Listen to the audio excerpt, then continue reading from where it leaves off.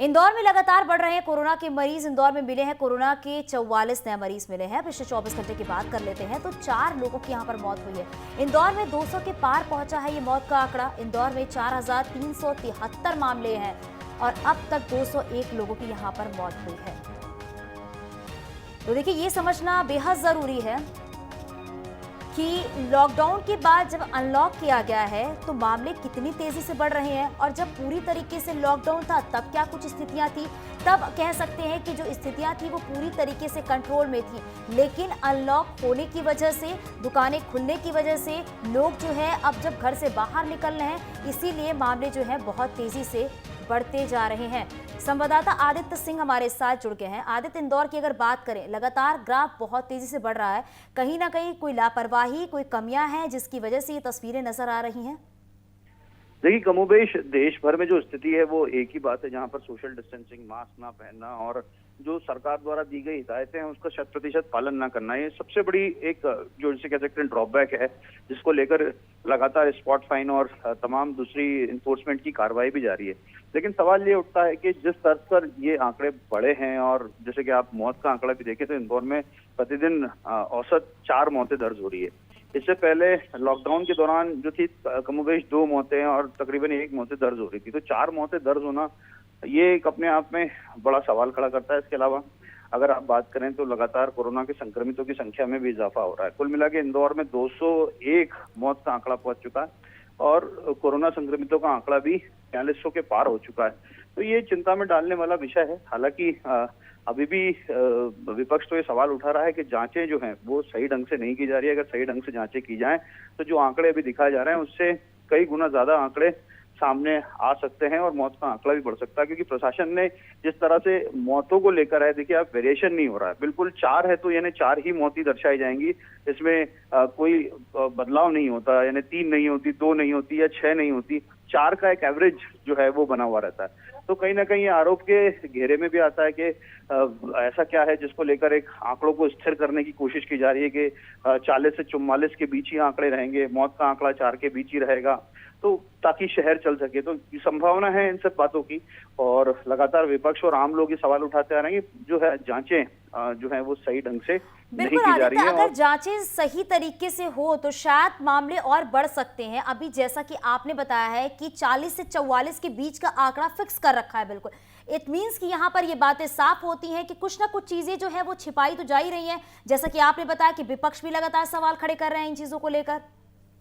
देखिए, बहुत अच्छा सवाल आपने उठाया है और निश्चित ही ये इंदौर के लिए एक बहुत ही सरप्राइजिंग मूवमेंट है, क्योंकि जिस तरह से अगर आप शुरुआती आंकलन की बात करें तो उस वक्त कहा जा रहा था कि जो आंकड़े सामने आ रहे हैं वो लॉकडाउन के दौरान सामने आ रहे थे, और उस समय जो आंकड़े थे वो काफी बड़े हुए आंकड़े थे। और उसके बाद जब अनलॉक हुआ तो आप देखेंगे एकाएक 50 से 60 जो मरीज आ रहे थे उसमें एकदम से 6 मरीज हुए, और 6 मरीज होने के बाद ऐसा माना गया कि शायद चेन ब्रेक कर दी है या कुछ और बातें हुई हैं।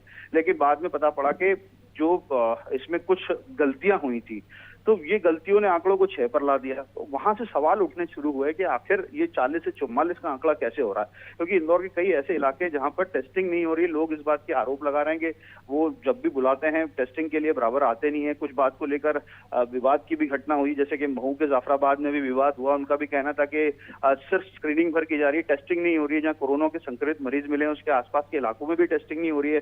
कॉन्टैक्ट ट्रेसिंग तो बहुत दूर की बात रही, जिस परिवार में संक्रमित मरीज मिल रहा है उस परिवार के लोगों का भी टेस्ट नहीं किया जा रहा है। तो ये बहुत बड़ा सवाल है, और जब इस बात की जानकारी मिलती है, कहीं दबाव होता है या किसी तरह की कोई बात सामने आती है, तब प्रशासन वो करता है।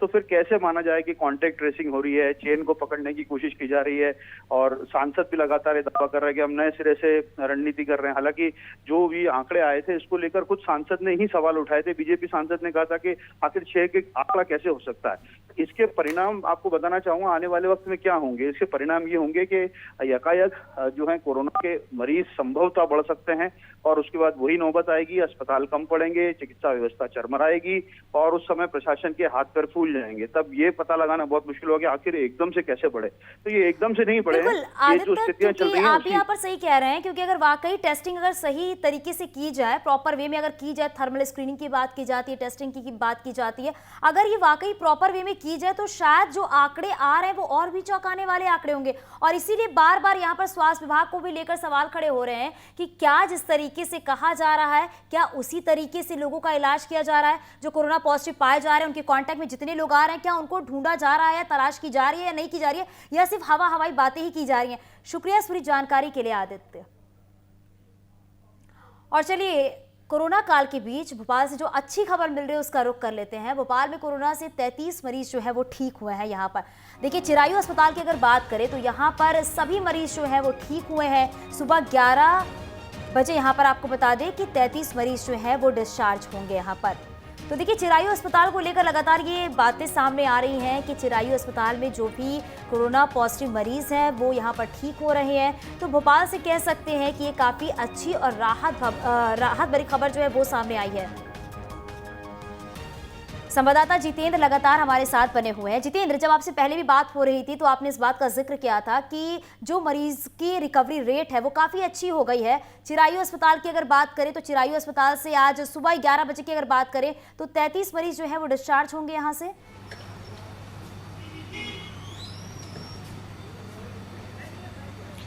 बिल्कुल, देखिए, अगर बात की जाए पूरे आंकड़े की तो करीब ऐसे 1000 से ज़्यादा मरीज हैं जो चिरायू अस्पताल से सही होकर अपने घर जा चुके हैं। 1500 से ज़्यादा का ये आंकड़ा पहुंच चुका है और आज भी देखिए करीब 33 यानी कि 33 मरीज सही होकर अपने घर के लिए रवाना होने वाले हैं। तो वाकई में जहाँ कोरोना काल चल रहा है, कोरोना काल में जहाँ मौतों की खबर सामने निकल कर आ रही है, जहाँ लगातार मरीजों की बढ़ने की खबर सामने निकल कर आ रही है, तो कहीं ना कहीं इस तरह की भी जो खबरें सामने निकल कर आती हैं वो कहीं ना कहीं लोगों को सुकून देती हैं। और चाहने देखिए, सबसे बड़े यहाँ पर काम यही है कि अगर लोग स्वस्थ होकर अपने घर जा रहे हैं तो वाकई में ये उनके लिए भी काफ़ी अच्छी बात है जो लोग स्वस्थ होकर जा रहे हैं, और सरकार के लिए, प्रशासन के लिए भी काफ़ी अच्छी बात है।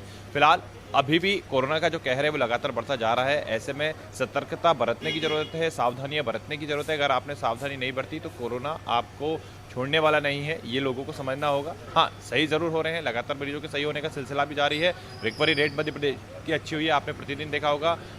हर दिन मरीज सही होकर घर भी जा रहे हैं, तो उसी संख्या से मरीज आ भी रहे हैं। लेकिन देखिए, सही होकर घर जरूर जा रहे हैं, लेकिन जो मरीज लगातार मिलते जा रहे हैं वो कहीं ना कहीं समस्या का विषय है। हालांकि आज 33 मरीज अपने घर के लिए निकलेंगे, तो वाकई में ये भोपाल के लिए और मध्य प्रदेश के लिए एक अच्छी खबर है। चांद, बिल्कुल, ये राहत भरी खबर है। जिस तरीके से भोपाल से ये खबर सामने निकल कर आई है कि जो यहाँ पर मरीजों की रिकवरी रेट है वो बहुत तेजी से बढ़ रही है। शुक्रिया इस पूरी जानकारी के लिए जितेंद्र। और देखिए, यहाँ पर जो बड़ी खबर आ रही है ग्वालियर से, उसका रुख कर लेते। ग्वालियर में मिले हैं कोरोना के 6 नए मरीज। यहाँ पर मोमोज बेचने वाला भी यहाँ पर कोरोना पॉजिटिव पाया गया है। 3 दिन में 200 ग्राहकों को खिलाए हैं मोमोज। जिला प्रशासन की एडवाइजरी है कि सभी ग्राहकों से टेस्ट कराने की अपील की गई है। हजीरा और मुरार इलाके में संचालित होता था दिल्ली हॉट मोमोज का ये ठेला। तो देखिए, अगर आप मोमोज खाते हैं तो यहाँ पर सावधान हो जाएं, क्योंकि यहाँ पर मोमोज बेचने वाला जो है यहाँ पर कोरोना पॉजिटिव पाया है। और सोचिए, 3 दिन में उसने 200 लोगों को ये मोमोज खिलाए हैं और इन सभी लोगों को यहाँ पर टेस्ट कराने की बात कही गई है। टेस्ट कराने की अपील इनसे की गई है ताकि वो टेस्ट करा ले। सभी ग्राहकों से टेस्ट कराने की अपील की गई है। ग्वालियर में 6 कोरोना पॉजिटिव जो है वो यहाँ पर सामने आए हैं।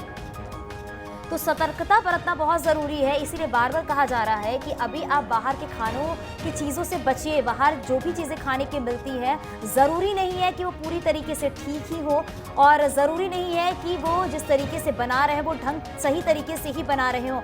इसीलिए यहाँ पर कहा जा रहा है कि आप घर रहिए, सुरक्षित रहिए, और घर पर ही जो भी चीज़ें खानी है आप घर पर बना के खाइए, लेकिन बाहर की कुछ भी चीज़ों को अभी मत खाइए। क्योंकि अभी देखिए, जो खबरें हम आपको बता रहे हैं, यहाँ पर मोमोज बेचने वाला जो है यहाँ पर कोरोना पॉजिटिव पाया गया है। क्योंकि लाजमी है यहाँ पर, जब इतने महीने के बाद यानी लॉकडाउन के बाद जब अनलॉक हुआ है तो लोग मोमोज खाने के बहुत ज़्यादा शौकीन होते हैं। तो मोमोज जब खाए हैं 200 लोग जो है यहाँ पर 3 दिन में जो 200 ग्राहकों को मोमोज खिलाया गया है, उसके बाद उन लोगों से अपील की जा रही है कि वो टेस्ट करवाएं अपना।